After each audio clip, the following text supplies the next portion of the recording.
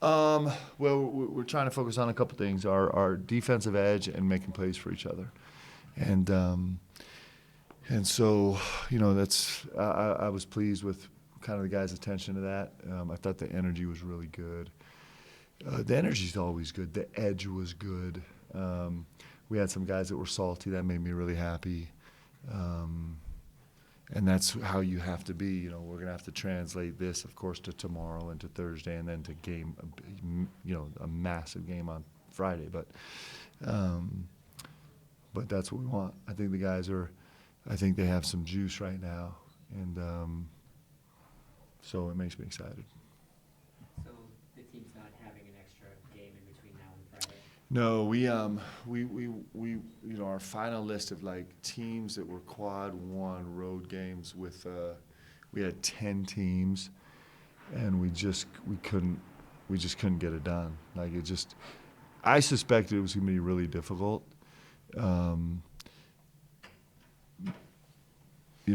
Because everyone's kind of dancing right now, but we tried. We just couldn't get it. How's Seneca? He's doing good. He shot a little bit yesterday and shot a little bit today. So we're just kind of, it's going to be day by day kind of thing. See.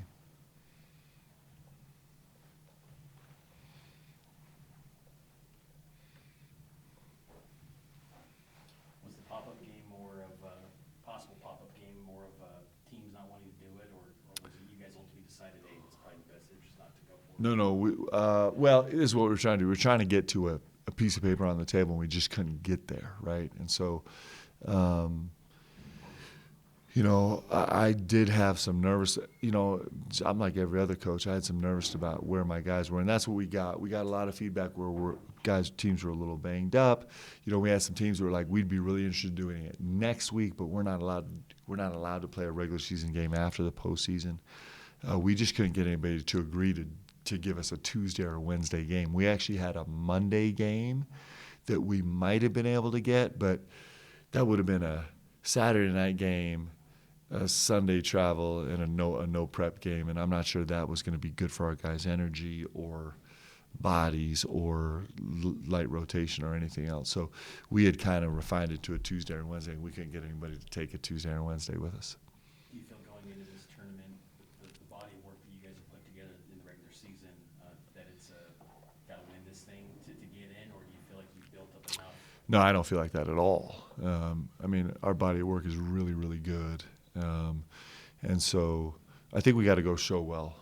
And obviously if we go win it, then we're definitely in, right? But, what this team's accomplished this year is pretty extraordinary. If you go back from the get-go, what they've done is really impressive. And so, but we need to finish. We need to go finish. We need to go play really well in Vegas and see what we can accomplish. What's the travel schedule? We'll leave Thursday. So we'll be down there Thursday night, and then we get a shoot-around time, I think 9:25 to 9:55, something like that in the morning, and then we play at 6, I believe. No, 8, 6 maybe. I know you probably ideally like to be one of those top 2 seeds like you've been in the previous 2 years, but those Monday night spots are always kind of tricky for you guys with no Sunday practice. Do you kind of like the idea of getting some momentum potentially with the early round? I don't think we're spending a lot of time trying to figure out what we like or not. I think we're super excited to go play Friday. Like that's, it's interesting because you're always trying to read your locker room and read the spirit of your guys and feel where they are.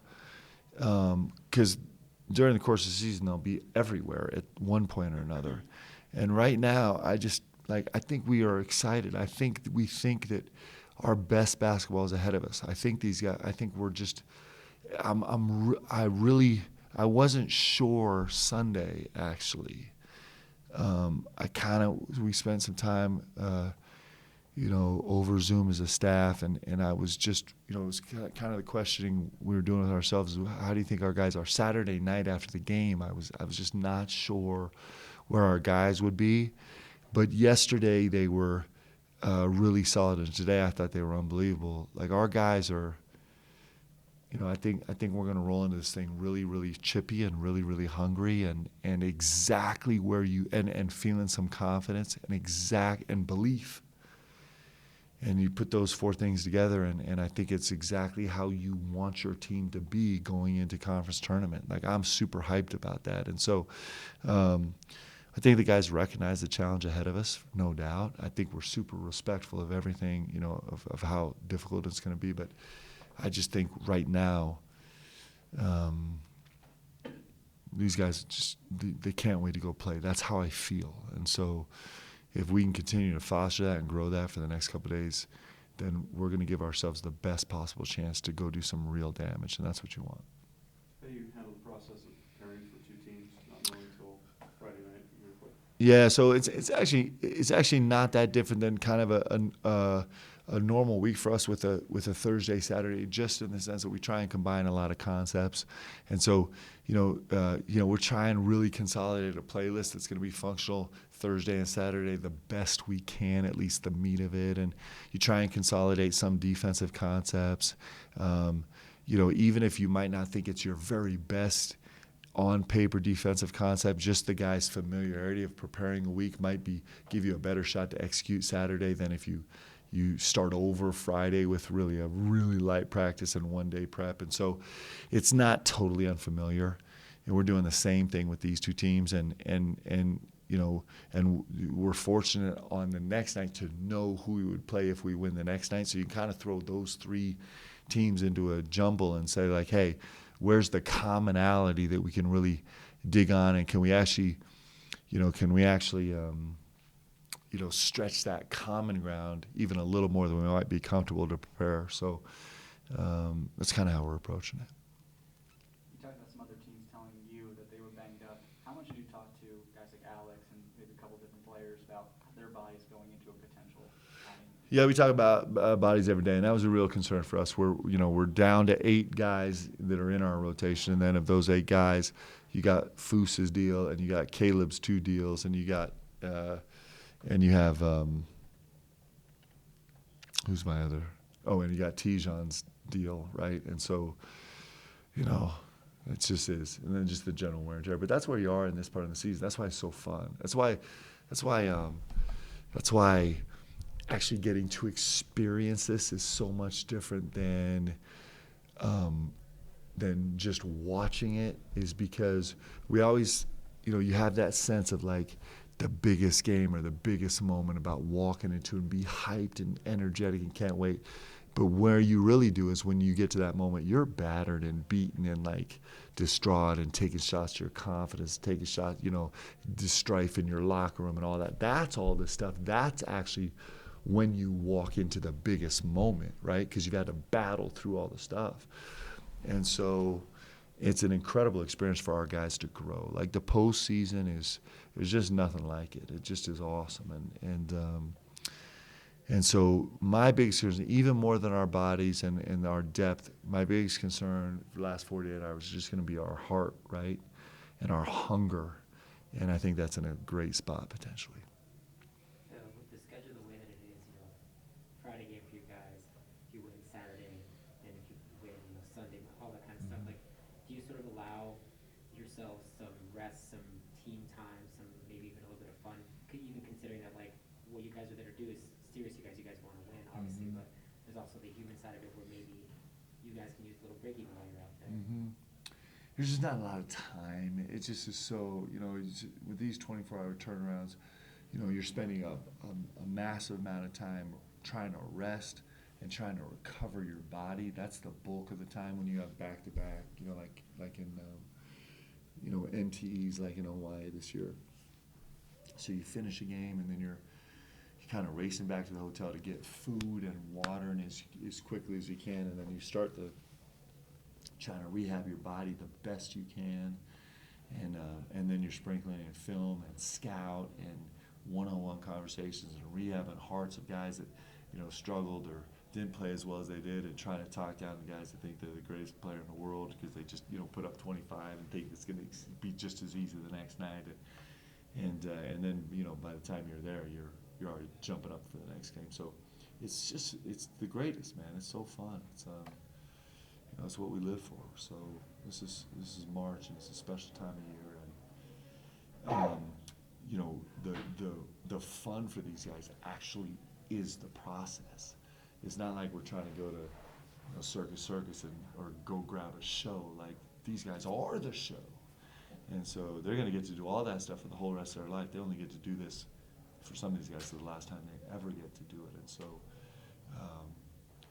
you know, that doesn't mean it doesn't take a lot. It's not a grind, but yeah, this is going to be, you know, 24/7 kind of focus and work and function and fun just in what we're doing. What is it about the month of March that makes college basketball so special in your opinion? Yeah, it's do or die. It's, you know, you finally get to the point where it's you win or go home, right? And like postseason in every sport, right? And the win or go home deal is really fun, and it's where you make your mark. It's where you're remembered forever. You know, teams can win every game during the regular season and not get it done in March, and you know, as much as you appreciate what happened that was great, it still is left hollow, and teams can actually struggle through the regular season and actually get it done in March, and it doesn't matter what happened in the regular season. And it's just as that, you know, it's your chance to be a part of what you dreamed of doing your whole life, right? And you know, it's what you work for. It's really hard to get there. It's hard to get there healthy. It's hard to get there alive. It's hard to get there to qualify to get there. And you know, it is the best, right? Is there more pressure this time around when you have a backcourt like AB and Tijon to capitalize and get them to the biggest stages of the sport? I think it's less pressure because I don't really have to do very much. They just do it all. But the desire is huge. And, you know, I do think, you know, we talk about pressure all the time, and pressure is such a privilege. And you work really hard to earn pressure. And so, you know, there's a ton of pressure to have this chance to kind of chase a dream, right? And you don't get that chance all the time, and there's a lot of work that goes into it. I think I've told you guys this before, but after my rookie season in the NBA, we lost in Game 7 of the Eastern Conference Finals. And we have a 6-point lead with a few minutes left against Michael Jordan and the Bulls. And you know, that season, when we got to All-Star break, it had been 10 more games than I'd ever played in the season, and we still had to double down and the playoffs. We play, you know, with preseason, you end up playing well over 100 games. And I just remember the next morning waking up and thinking, like, we don't just get to jump back to Game 7 of the Eastern Conference Finals next year. Like, we got to go through all 100 of those games, like scratching and clawing and fighting, just to have a chance to maybe earn the chance to get back to this moment. And there's a chance you never get back to it again in your life. And, you know, that's your earlier question about what makes the postseason special. And so these guys have worked so hard to get here.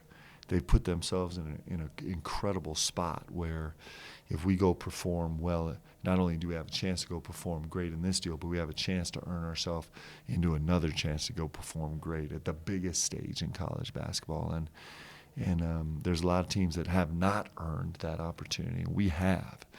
And so we just got to go seize it. And the pressure behind that has been hard earned. And I'm grateful that these guys have done it.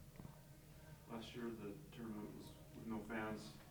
How much are you looking forward to having that atmosphere back where you have fans from different schools? Yeah. And just kind of that March Madness kind of feeling? Yeah, it's just so much better. I mean, it's just as like it. Fans are just. It's just such a massive part. It might not be everything, but it's close to everything in college basketball, and so that just makes it right. You know, it makes it great. I'm actually super grateful that we got to experience all the things in COVID last year, because hopefully that's a once in a lifetime deal. So we didn't miss it. We got to actually do it, but yeah, it makes it special to have fans in the stands and the energy that and the passion that comes with them, and it just makes basketball. You've sung the praises of Alex all season long, Mhm. various topics. I've been talking to a few people this week. A couple people kind of already put him around the top 10 guards in BYU history. Mhm. A couple others have said that, maybe in order to kind of be in that upper echelon, he needs a signature moment, a signature Mhm. game, maybe on the NIT stage or the NCAA Mhm. tournament stage. Obviously, last couple of years, difficult kind of Mhm. to get that. This Yeah. might be an opportunity for him. Yep. How do you sort of conceptualize like his place in history, and do you think he needs a signature moment in order to solidify that? Well, he's had so many. He's had so many signature moments already, and so I don't, I think to your point, like my heart is just like I just want this. I want our seniors to be able to have another shot at what they've worked so hard for, right? Which is this WCC tournament and postseason play after that, and I think that Alex Barcelo is what he's done in his 2 years and 9/10 is just it's extraordinary. Like it just is incredible. What he's done in terms of how he's shot the ball, how he's led the team, how he's grown as a human being, how he's become this consummate leader, how he's handled the highest pressure situations and the biggest adversities. And, I don't know how first of all, I'm not intimately familiar with the whole history of BYU basketball. And I don't know exactly how all the numbers stack up right now. It's not really consuming our time. But in terms of like what this is ultimately really about, which is about connecting with our fan base and about growing as a human being, it's hard to imagine guys that have done that more when they've been here. And it's sure, listen, we're all searching for a storybook ending, no doubt, right? And the storybook ending is clear what it would be in this WCC tournament and in national tournament. But in some sense, he's already written a storybook ending, right? So he just is an incredible human being that's done so much for this program and this university and this community. And my biggest goal is just like, let's make it last as long as we can, because it's been awesome. Does your team want to have a preference as to who to face? Maybe try to get revenge against Pacific, or? Yeah, I think right now. There we go. See? Now they bring those up here. We don't need to hide them back there. Come on, guys, come grab a cookie. Let's see. Do we have anything good today? Ooh. Yes, you guys. I did not do that on purpose. It was on the top. Oh. All right. You guys take a peek at that. We have This is so rude. like a birthday cake, chocolate birthday cake cookie. All right. See? Dreams do come true. It's March, guys.